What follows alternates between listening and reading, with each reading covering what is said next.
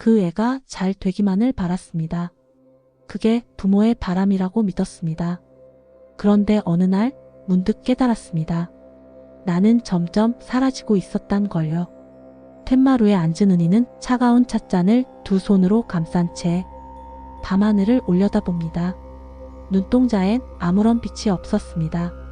그녀는 57, 이 마을에서 태어나 이 마을에서 늙어가는 사람입니다.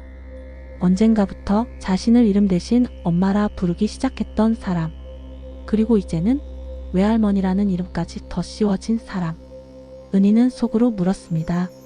내가 언제까지 이렇게 살아야 하지? 아이들을 위해 부모로서 언제까지 애쓰며 살아야 하는 걸까? 부처님은 이렇게 말씀하셨습니다. 삶에 얽매이지 말고 삶을 바라보라. 잠은 자는 괴로울 것이고 노는 자는 자유하리라. 그녀의 집은 한때 온기로 가득했습니다. 두 아들 민준과 지훈이 어릴 적엔 된장찌개 냄새가 부엌을 가득 채우고 거실에는 아이들의 웃음소리가 메아리쳤습니다. 민준은 자전거를 타던 날 무릎이 까져 울었고 지훈은 학교에서 받아온 그림을 자랑하며 은희의 품에 파고들었습니다. 그 시절은 분명 행복했습니다. 그런데 이상하게도 그 기억들이 이젠 안개처럼 흐릿하게 느껴집니다. 민주는 33, 서울에서 프리랜서로 살고 있습니다. 지우는 28, 대학원에서 논문에 매달리고 있죠. 그런데도 은희의 마음은 아직 아이들 곁에 묶여 있었습니다. 민준이 서울로 떠난 뒤 은희는 매달 돈을 붙였습니다. 서울 물가가 비싸니까 이거라도 보태야지. 그녀는 그렇게 중얼거렸고 적금을 깨며 노후를 위한 꿈을 하나씩 접었습니다. 지훈에게는 넌 공부에만 집중해라며 비싼 학원비를 대주었습니다. 그렇게 손은 거칠어지고 눈가는 주름이 늘어갔습니다. 그러면서도 아이들은 계속 말했습니다. 엄마, 이번 달 좀 힘들어서 5만 원만 보내줄 수 있어? 엄마, 밑반찬 좀 더 해줄 수 있어요? 은희는 원망하지 않았습니다. 부모란 원래 그런 거지. 그녀는 스스로를 그렇게 다독였습니다. 그러나 밤이 되면 가슴 한구석이 꺼지듯 무너졌습니다. 숨은 쉬고 있지만 살고 있다는 느낌은 없었습니다. 부처님은 이렇게 말씀하셨습니다. 무명은 집착으로부터 시작되고 고통은 내가 내려놓지 못하는 것에서 비롯된다. 어느 날 은희는 거울 앞에 섰습니다.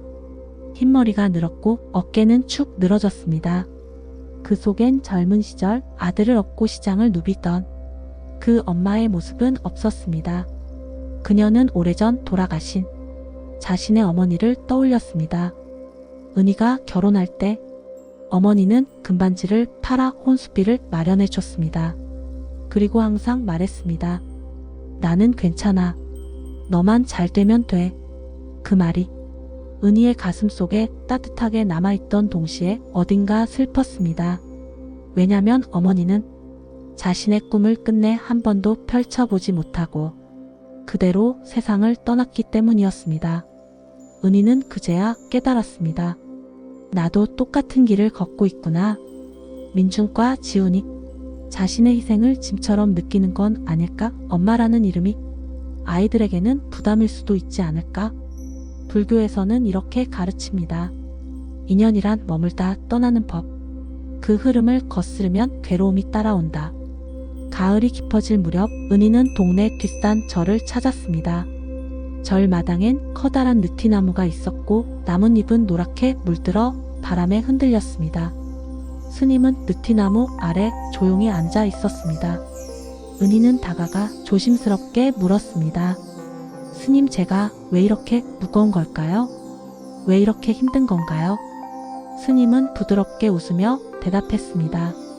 보살님, 그 무거움은 마음속에서 놓지 못한 것들이 만들어낸 것입니다.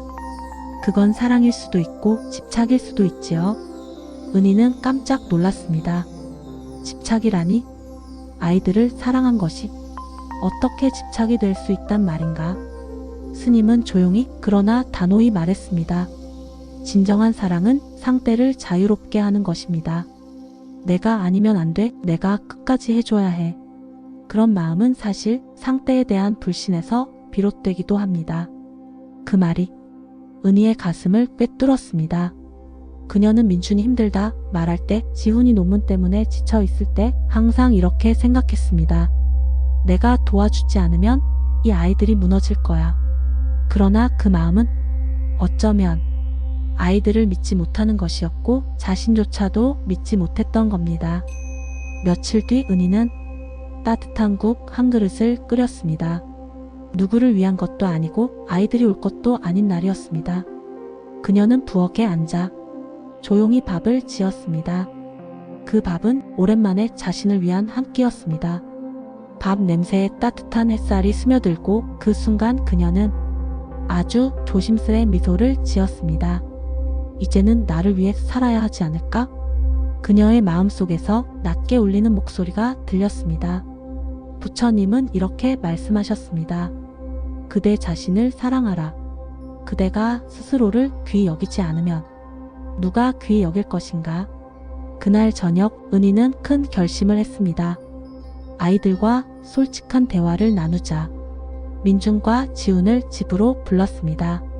오래된 식탁 위엔 밥 대신 따뜻한 차 한 잔이 놓여 있었습니다. 얘들아, 엄마 이제 좀 쉬고 싶어. 너희도 이제 너희 길을 가야 해. 민준은 당황했습니다. 엄마, 갑자기 왜 그래? 지훈은 말없이 고개를 떨구었습니다. 침묵이 식탁 위를 가득 메웠습니다. 그러나 은희는 이번엔 흔들리지 않았습니다. 민준아, 이제 엄마가 너한테 용돈을 보내는 일은 그만하려고 해. 너를 안 믿는 게 아니라 이제 너를 믿어보려는 거야. 지훈아, 엄마가 계속 밑반찬해주고 싶지만 이젠 내가 스스로 해보는 게 좋을 것 같아. 지훈은 말없이 은희의 손을 잡았습니다. 말보다 따뜻한 손이었습니다. 부처님은 이렇게 말씀하셨습니다. 그대는 떠나는 자를 붙잡지 말고 가는 인연을 흘려보내며 남은 길을 홀로 걸을 준비를 하라. 은희는 변화하기 시작했습니다. 먼저 동네 도서관에서 열리는 그림 모임에 가입했습니다. 처음엔 붓을 드는 손이 어색했지만 캠퍼스에 물감이 번져 나갈 때 그녀의 마음도 함께 풀려갔습니다. 빨간 노을을 그리며 은희는 속으로 중얼거렸습니다. 나도 이렇게 물들어도 되는구나. 그림 모임에서 은희는 새로운 친구 수진을 만났습니다. 수진은 마을에서 작은 카페를 운영하는 사람이었습니다. 밝게 웃는 얼굴, 부드러운 말투. 수진은 말했습니다. 나도 예전엔 딸 때문에 밤잠 설쳤어. 근데 말이야, 내가 행복하지 않으면 내 딸도 행복할 수 없더라고. 그 말이 은희의 마음속에 파문처럼 번졌습니다. 은희는 그날 이후 수진의 카페에 자주 들렀고 작은 화실을 열고 싶다는 오래된 꿈을 꺼내보기 시작했습니다. 그 꿈은 아직 작고 작은 촛불 같았지만 그녀의 가슴을 따뜻하게 비췄습니다. 부처님은 이렇게 말씀하셨습니다. 그대의 마음이 가는 곳에 그대의 삶이 머무를 것이다. 민주는 달라졌습니다. 프리랜서 일을 정리하고 작은 스타트업에 취직했습니다. 어렵고 불안한 길이었지만 그는 말했습니다. 엄마, 나 이제 좀 알겠어. 내가 해낼 수 있을 것 같아. 지훈은 논문을 마친 뒤 작은 출판사에서 아르바이트를 시작했습니다. 그는 말했습니다. 엄마, 밑반찬 없어도 괜찮아. 근데 가끔은 같이 밥 먹자.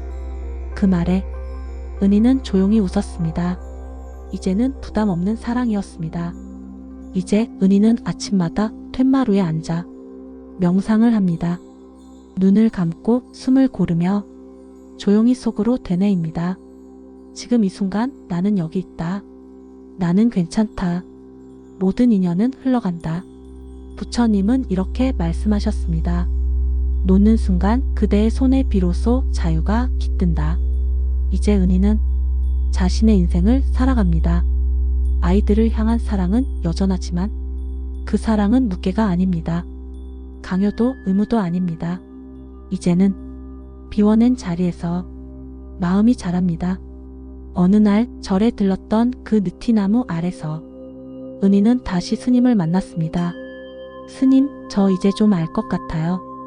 아이들을 사랑하는 건 그들을 놓아주는 거더라고요. 스님은 고개를 끄덕였습니다. 그게 바로 자유로운 사랑입니다. 이제 그대 자신을 사랑할 차례입니다. 집으로 돌아가는 길, 바람은 부드럽고 논밭은 고요했습니다. 은희는 생각했습니다. 나도 이제 내 길을 걸어가야지. 그 순간 발걸음이 가벼웠습니다. 어깨 위에 얹혀있던 수십 년의 짐이 스르륵 내려가는 듯 했습니다. 부처님은 마지막으로 이렇게 말씀하셨습니다.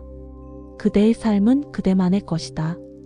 타인의 그림자 속에 묻히지 말고 빛나는 한 점으로 살아가라. 여러분, 부모라는 이름은 결코 잘못이 아닙니다. 다만 그 이름이 당신의 인생을 삼켜버리지 않기를 바랍니다. 이제는 놓을 시간입니다. 그리고 당신 자신을 안아줄 시간입니다. 당신은 그럴 자격이 있습니다. 지금 그 한 걸음을 은희처럼 내디뎌 보시겠어요?